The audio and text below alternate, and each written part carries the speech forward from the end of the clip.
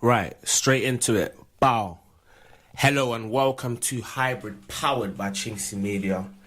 Right, I'm here for every word from Arteta's post-Olympiacos presser.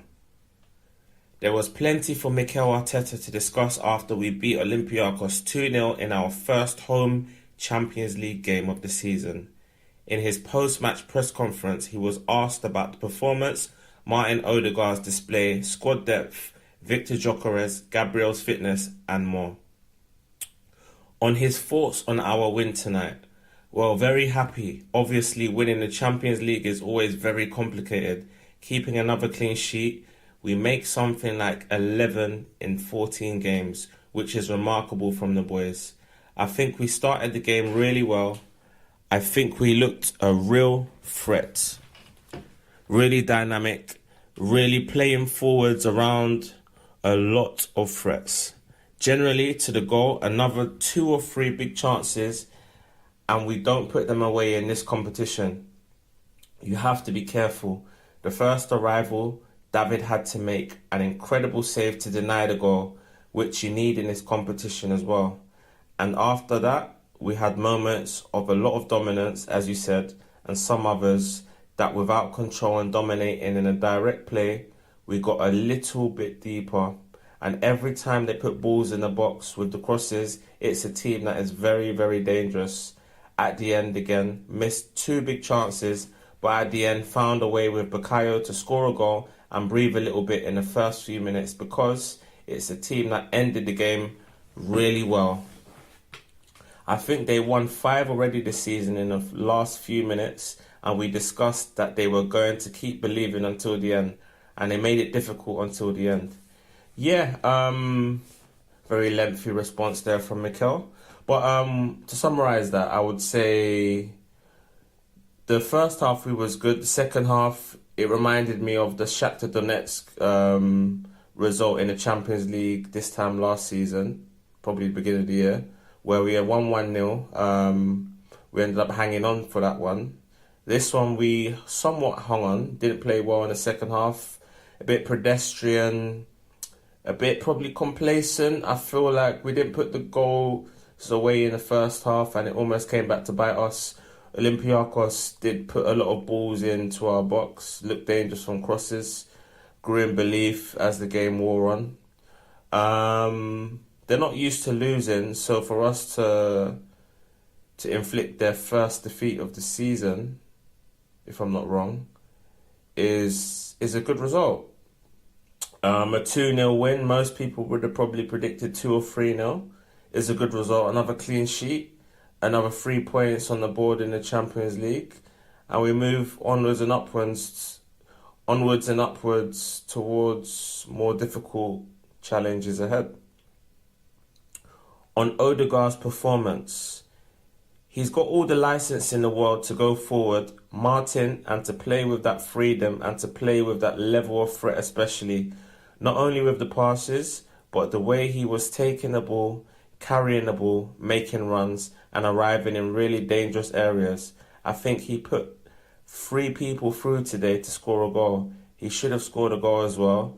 So great to have him back. He played some very good minutes in Newcastle to help us to win the game. And I think today he was phenomenal. Yes, it's interesting because the two players that have been much maligned in recent months, maybe last year or so, have been Martinelli and Martin Odegaard. And one of them got the opener for us, and the other got the Man of the Match award. Obviously, the aforementioned Martin Odegaard was exceptional today. The through balls he was putting in should have been converted. He's carried on his form from Sunday at Newcastle, where he was exceptional as well when he come off the bench. And today, he was back to his best, essentially.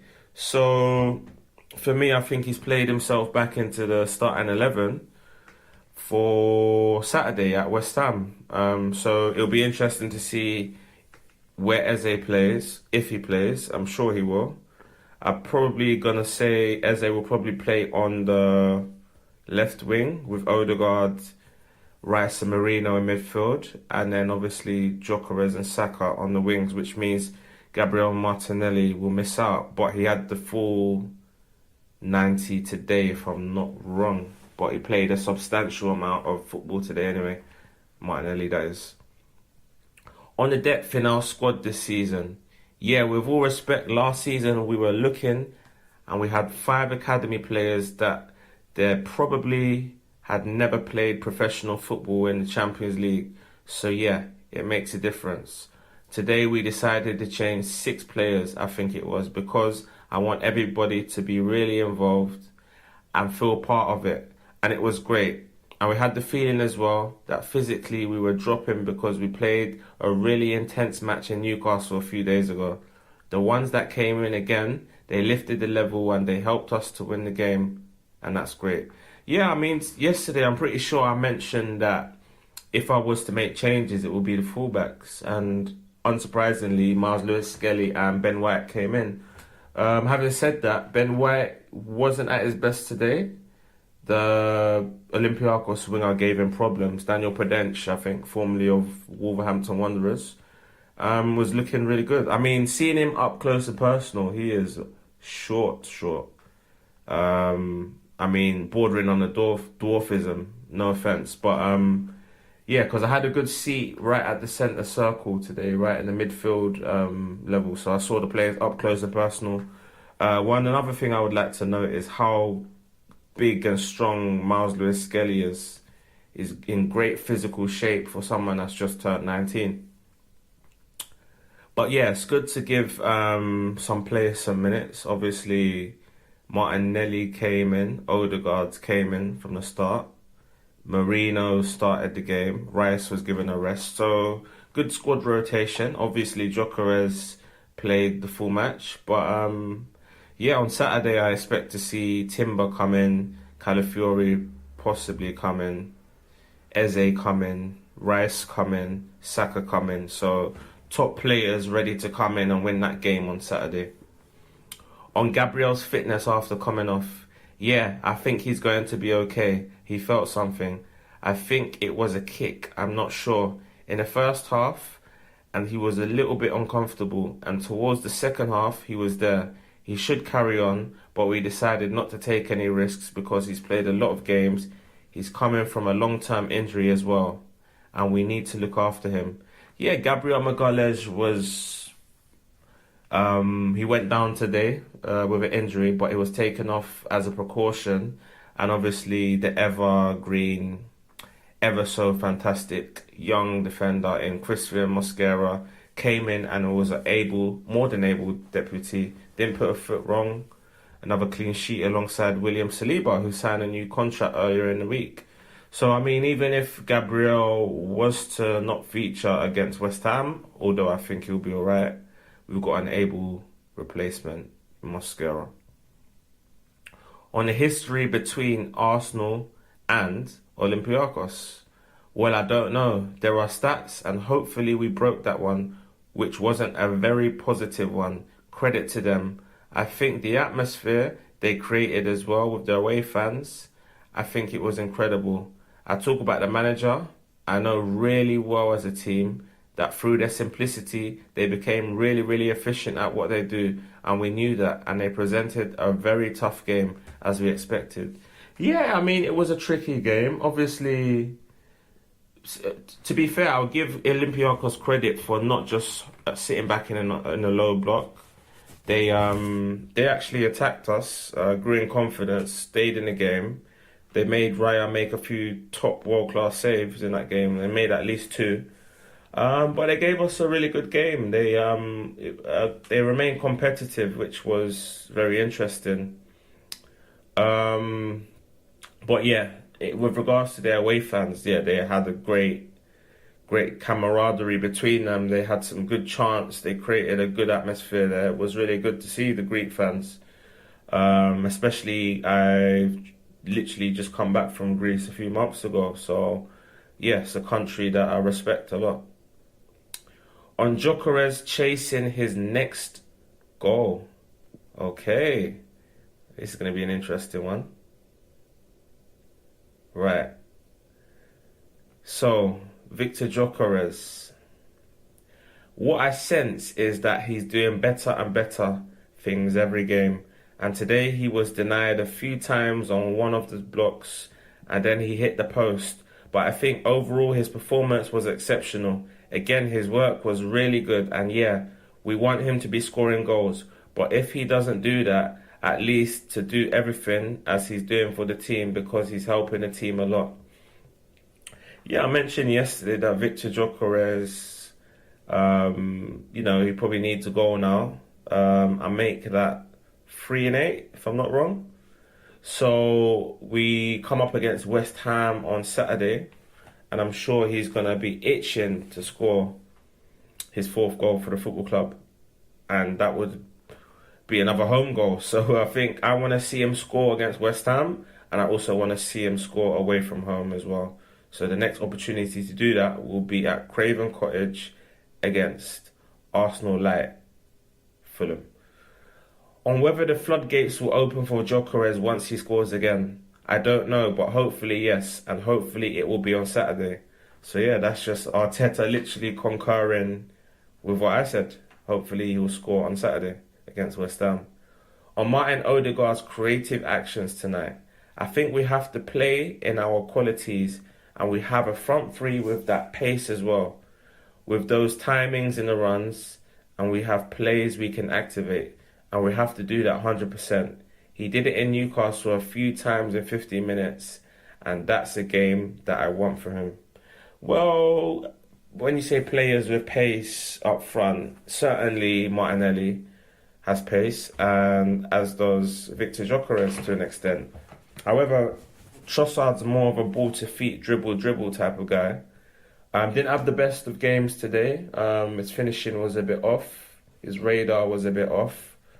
But obviously, for me, I think we're going to see a period where now Trossard will be on the bench and would have to now come on as an impact sub. I think Arteta has just used this game to kind of give him minutes, save the players that will actually play on Saturday in a game we need to win.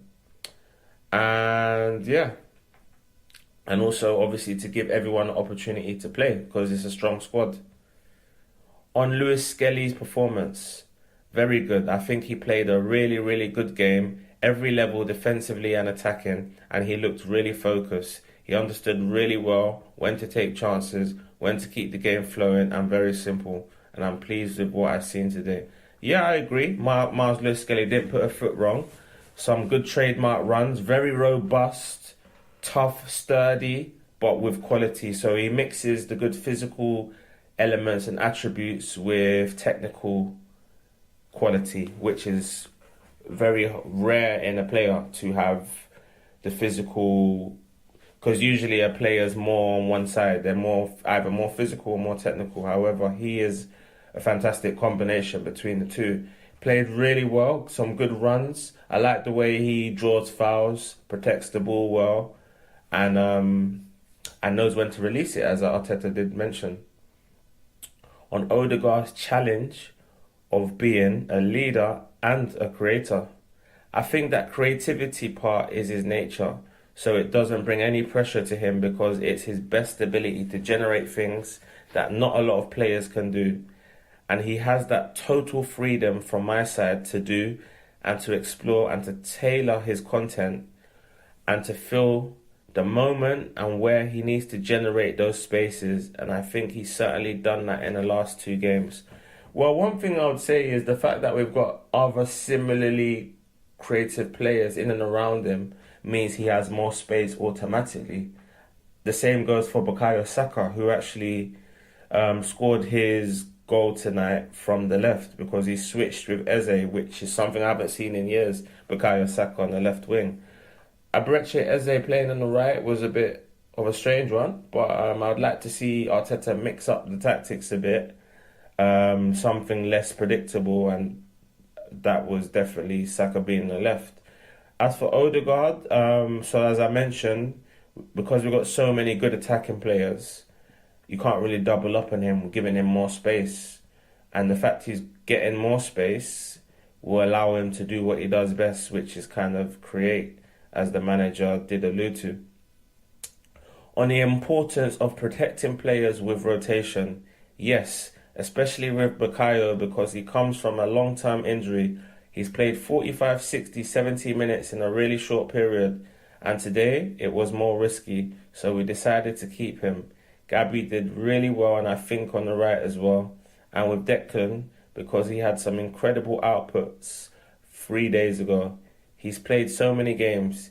He's going to have to play so many games as well. And it's great to have someone like Mikel come in and perform really well. And when we need a different profile, bring him in on the pitch. Well, I like the fact that he said he's going to have to play so many games. It's because he's expecting and anticipating to go far in the cups. Because Declan will obviously feature in every league game pretty much. I think he's got the fitness to be able to play every game anyway, but I think it's a case of keeping him fresh, rotating the squad just as Pep used to do. Pep would, in a certain Premier League game, you'll just see a top player on the bench and you'll be like, rah, like you'll be perplexed, bemused, dumbfounded. So just as we saw Saliba on the bench on Sunday, I think now and again you can have a Saliba, Gabriel or Rice or a Saka on the bench as we had today. Bring another top player in and still win the game. And we did. On facing his former coach, Jose Luis Mendilibar. Well, great to see him. So glad that he's doing so well. Very happy for him. And it's strange at the same moment because he was my coach. So when you have to play against your former coach, it's always something weird. I'm getting older, which I think is good. I learned a lot from him, from my time with him, and it was a good experience. Thank God we won the game, and I wish him all the best.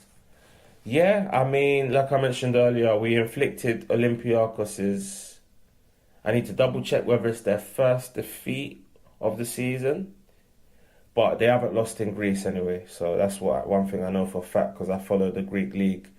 However, it was a good result to beat them. Tougher tests await. I think this Champions League campaign has a storyline in most of the games. So one of which was today where Olympiacos knocked us out the Europa League a couple of years ago when Pierre-Emerick Aubameyang missed that gilt-edged chance late on. Next up, we've got Atletico Madrid, who knocked us out of the Europa League in the semi-final, which was painful. Very painful. And then, obviously, you got Inter Milan, who beat us last season with a penalty that was a harsh decision. In a game we dominated anyway. And then, obviously, last but not least, the old foes, Bayern München. That's the one I'm really looking forward to. One love.